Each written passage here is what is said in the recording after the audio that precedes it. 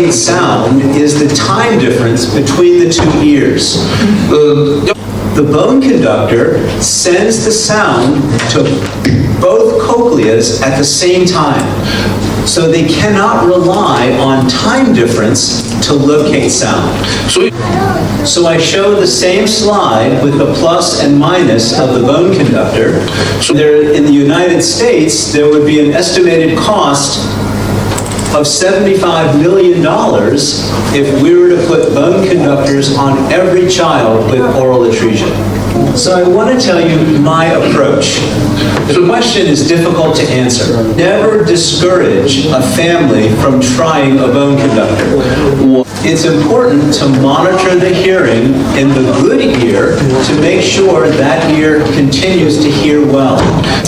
Support the child's speech and language development by reading to the child and talking to the child. But I think the benefits are unclear at this point. We do know that the earlier you put the bone conductor on the child, the more accepting the child will be of the bone conductor. All right, so what about surgery to open the ear canal and restore the sound conducting mechanism of the middle ear? Two important points. Number one, not all children are candidates for surgery. And number two, it's through the audiology and the CT or radiology that I can determine a child's candidacy for surgery. So, who is a good candidate depends on age, audiometry, anatomy, and their ability to cooperate in the office for the cleaning and the packing removal after surgery. A young child at 3 or 4 is not very cooperative with the important cleaning after surgery. So when do I get the CT scan, or do I recommend the CT scan? Around 5 or 6. In a younger child, the child will need to be sedated. There's no reason to sedate for a CT scan, so at the age of 5, they can cooperate.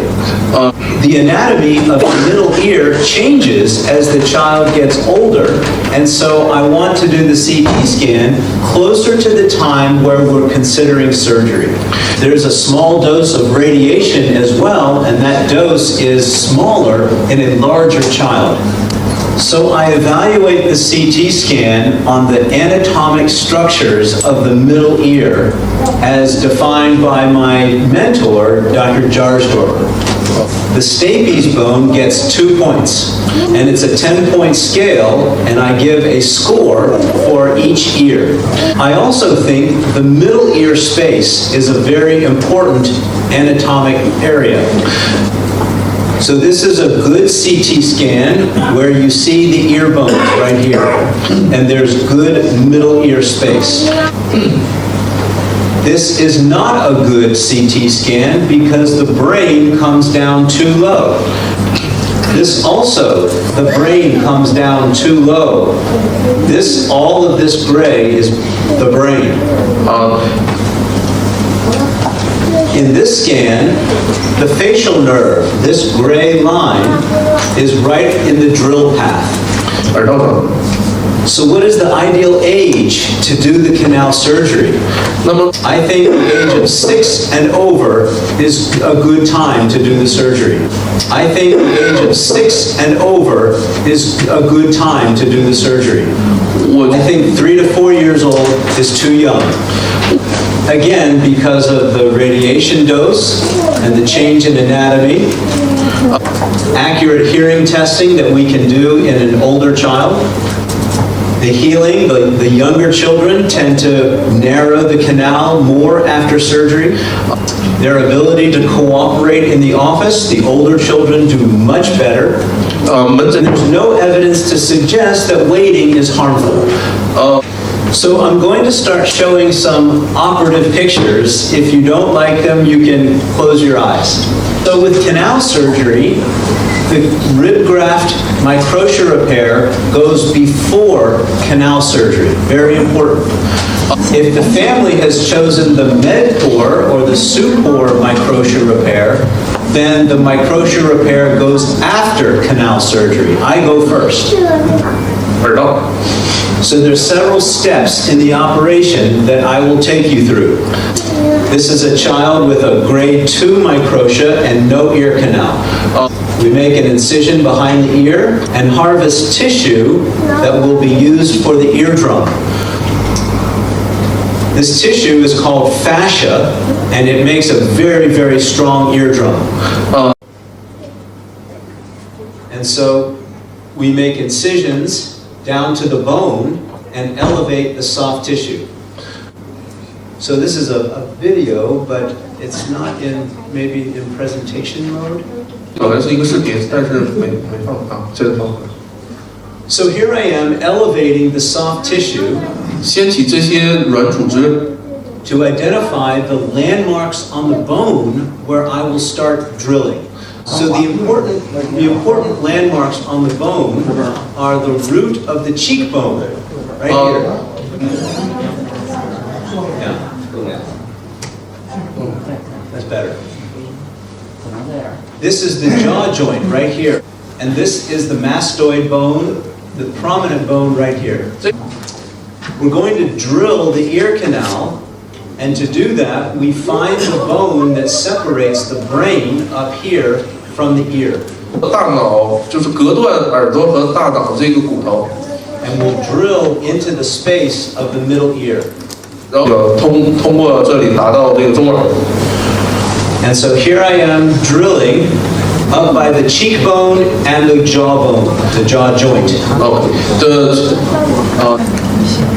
And so the key point to the drilling is to identify the bone that separates the brain from the ear.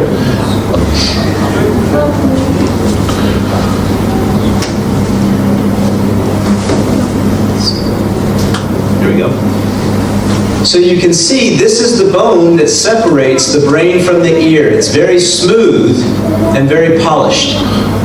I use a smaller burr to follow this bone into the middle ear.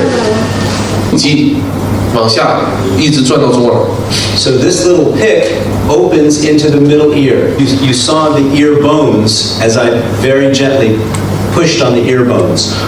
When doing the drilling, I have to be very careful about the facial nerve that runs through the ear. If that nerve is injured, the child will have a weak face on that side. So we enter the middle ear and identify the ear bones, the hammer and the anvil bone. And so I have to drill all the bone around the ear bones. The final step is to take a very small, sharp knife and separate the ear bones from the surrounding atretic bone. And now the ear bones are completely free and can vibrate. And so here are the ear bones. This is the first bone, and this is the second bone, and this is the third bone. And that's the facial nerve. Now I need to cover the bone with a skin graft, and I take the skin graft either from the arm or from the leg. The skin graft is very, very thin, and the donor site heals beautifully. I prepare the skin graft by cutting little notches into the end of it. Before I put the skin graft in, I put the eardrum graft in. So this is that fascia that I harvested at the very beginning of the case that is now draped over the ear bones. And so here I am putting in the fascia graft to drape over the ear bones. The more fascia graft that covers the ear bones, the better the sound transmission. And so here you're looking down the ear canal and you can see the ear bones through that fascia graft. After the fascia graft, I put the skin graft in to line the bony canal. I align those tabs so they come together in the middle. So this is the skin graft going in, and you can see the little tabs, and it's very tedious work.